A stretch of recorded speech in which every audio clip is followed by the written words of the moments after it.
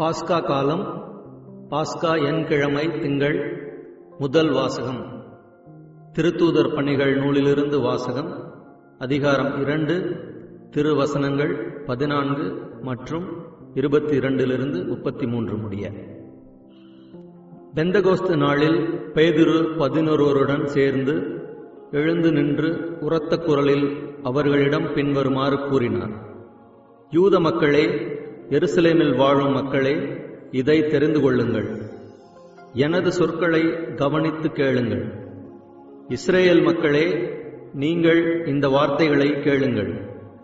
கடவுள் நாசரேத்து இயேசுவின் வழியாக உங்கள் நடுவில் வல்ல செயல்களையும் அருஞ்செயல்களையும் அடையாளங்களையும் செய்து அவரை இன்னாரென்று உறுதியாக காண்பித்தார்.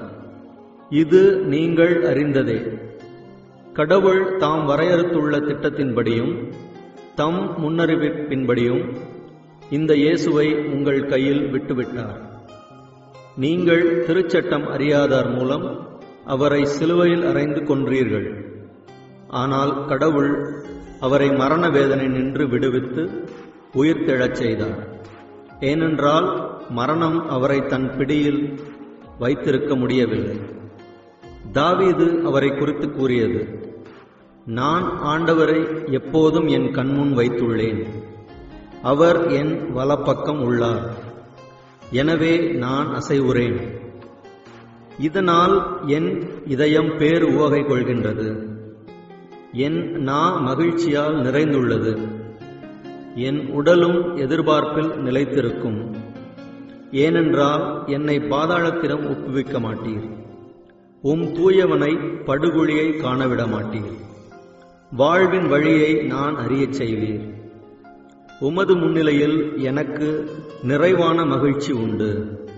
சகோதர சகோதரிகளே, நமது குல முதல்வராகிய தாவீதை குறித்து நான் சொல்வதை மறுக்க மாட்டீர்கள். அவர் காலமாகி அடக்கம் செய்யப்பட்டார். அவர் கல்லறை இந்நாள் வரை நம்மிடையே இருக்கிறது. அவர் இறைவாக்கினர் என்பதால் தம் வழித்தோன்றல் ஒருவர் அவரது அரியணையில் வீற்றிருப்பார் என்று கடவுள் உறுதியாக ஆணையிட்டு கூறியதை அறிந்திருந்தார். அவர் கிறிஸ்துவின் உயிர்த்தெழுதலை முன்னறிந்து அவரை பாதாளத்திடம் ஒப்புவிக்க மாட்டீர். அவரது உடல் படுகுழியை காணவிட மாட்டீர் என்று கூறியிருக்கிறார். கடவுள் இந்த இயேசுவை உயிர்த்தெழச் செய்தார். இதற்கு நாங்கள் அனைவரும் சாட்சிகள். அவர் கடவுளின் வலப்பக்கத்துக்கு உயர்த்தப்பட்டு வாக்களிக்கப்பட்ட தூய ஆவியை தம் தந்தையிடமிருந்து பெற்று பொழிந்தருளினார். நீங்கள் காண்பதும் கேட்பதும் இதுதான். ஆண்டவர் வழங்கும் அருள்வாக்கு.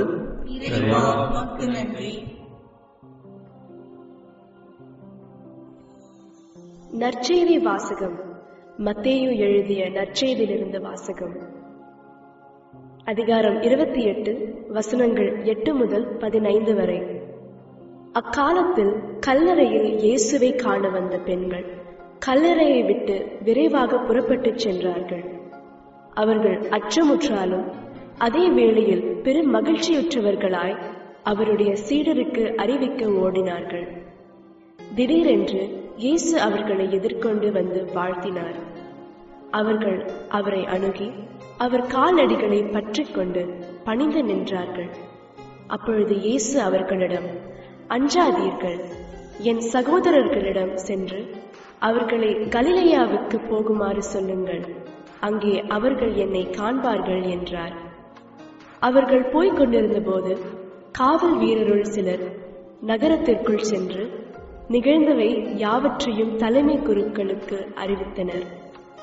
அவர்கள் மூப்பர்களுடன் கூடி கலந்து ஆலோசித்து அப்படை வீரருக்கு மிகுதியாக பணம் கொடுத்து, நாங்கள் தூங்கிக் கொண்டிருந்த போது இயேசுவின் சீடர் இரவில் வந்து அவரது உடலை திருடிச் சென்று விட்டனர் என சொல்லுங்கள். ஆளுநர் இதை கேள்வியுற்றால் நாங்கள் அவரை நம்ப செய்து நீங்கள் தொல்லைக்கு உள்ளாகாதபடி பார்த்து கொள்வோம் என்று அவர்களிடம் கூறினார்கள். அவர்களும் பணத்தை பெற்றுக்கொண்டு தங்களுக்கு அவர்கள் சொல்லிக் கொடுத்தவாறே செய்தார்கள். இந்நாள் வரை இந்த வதந்தி யூதரிடையே பரவி இருக்கிறது. இது கிறிஸ்து வழங்கும் நற்செய்தி. கிறிஸ்துவே உமக்கு புகழ்.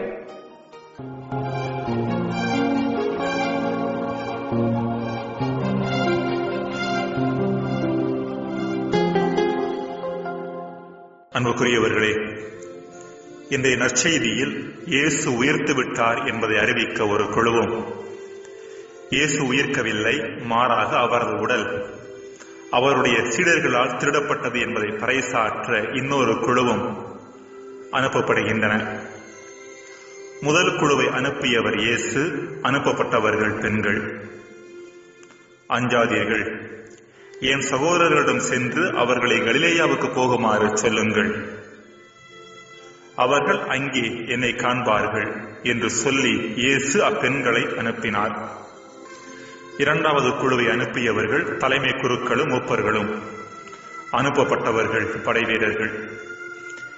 இவ்விரண்டு குழுக்களில் நம்பகத்தன்மையை பொறுத்த அளவில் பார்த்தோம் என்றால் இரண்டாவது குழுவின் வார்த்தைகளைத்தான் மக்கள் நம்பியிருக்க வேண்டும், முதல் குழுவின் வார்த்தைகளை அல்ல. காரணம், யூத மக்களை பொறுத்த அளவில் உயிர்ப்பு என்பது அவர்கள் இதுவரை கேள்விப்படாத ஒன்று. மேலும் உயிர்ப்பின் செய்தியை சொன்னவர்கள் பெண்கள். பெண்களின் சாட்சியத்திற்கு யூதர்கள் அவ்வளவு முக்கியத்துவம் கொடுப்பதில்லை என்பது நமக்கு தெரியும். எனினும் வரலாறு நமக்கு சுட்டிக்காட்டும் பாடம், முதல் குழுவின் வார்த்தைகள் தான் நம்பப்பட்டனவே தவிர இரண்டாவது குழுவின் வார்த்தைகள் அல்ல. இதற்கு காரணம், உண்மை நசுக்கப்பட முடியாது, அழிக்கப்பட முடியாது என்பதை அன்றி வேறொன்றும் கிடையாது. உண்மை தன் காலணிகளை அணிவதற்கு முன்பாக பொய் ஊரை சுற்றி வந்துவிடுகிறது என்று சொல்வதுண்டு. பொய்க்கும் வதந்திக்கும் வேகம் இருக்கிறது. இருப்பினும் அவற்றால் நீடித்து நிலைக்க முடிவதில்லை. உண்மை தன் முகத்தை வெளிப்படுத்த ஆரம்பித்தவுடன் பொய்யும் வதந்தியும் காணாமல் போய்விடுகின்றன. உண்மைக்கு வேகம் இல்லை என்றாலும் அதற்கு நிலைத்து நிற்கின்ற தன்மை உண்டு, என்டியூரன்ஸ். இயேசுவின் உயிர்ப்பு என்னும் உண்மையை தங்கள் பொய்யாலும் வதந்தியாலும் ஒன்றுமில்லாமல் ஆக்க தலைமை குருக்கள் எவ்வளவோ முனைந்தனர். ஆனால் அவர்கள் அதில் வெற்றி பெற இயலவில்லை. அன்பிற்குரியவர்களே, நம் வாழ்க்கையில் கூட நம் கண் முன்னே உண்மை உதாசீனப்படுத்தப்பட்டு பொய் பரப்பப்படுகின்ற பொழுது நம் மனம் சஞ்சலப்படக்கூடும். பொய் வெற்றி பெற்று விடுமோ என்று அஞ்சக்கூடும். இப்படிப்பட்ட நிலையில் இறைமகன் இயேசு நமக்கு தரும் செய்தி, உண்மை நிச்சயம் ஒரு நாள் வெளிச்சத்திற்கு வரும் என்பதை. பூமியை சூரியன் சுற்றி வருகிறது என்று அனைவரும் நம்பிய வேளையில் அது உண்மை அல்ல, பூமிதான் சூரியனை சுற்றி வருகிறது என்று முதலில் சொன்னவர் கலிலேயோ. இதன் காரணமாக திரு அவை அதிகாரிகள் சிலர் அவரை அழைத்து, உங்களுடைய கொள்கை மக்களில் குழப்பத்தை ஏற்படுத்துகின்றது, மேலும் திரு அவைக்கு எதிரானது உங்களது கொள்கை, எனவே அதை திரும்ப பெற்றுக் கொள்ளுங்கள் என்று சொன்னார்களாம். அதற்கு கலிலேயோ, பூமிதான் சூரியனை சுற்றுகிறது என்று நான் சொல்லும் வாக்கியத்தை நீங்கள் சொல்வதன் காரணமாக நான் திரும்ப பெற்றுக் கொள்ள தயார். ஆனால் என்ன செய்வது?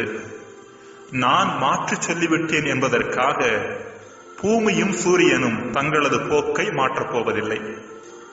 பூமிதான் சூரியனை சுற்றி வருகிறது, இதை என்னால் மாற்ற முடியாதே என்றாராம். ஒரு பொய்யை பலரும் ஏற்றுக்கொள்வதன் காரணமாக அது உண்மையாகிவிடப் போவதில்லை. உண்மையை யாருமே அங்கீகரிக்காதன் காரணமாக அது பொய்யாகிவிடப் போவதில்லை. ஜெபம். இறைவா, உண்மை எவ்வளவு கசப்பானதாக இருந்தாலும் அதை ஏற்றுக்கொள்ளும் மனப்பக்குவத்தை தாரும். ஆமென்.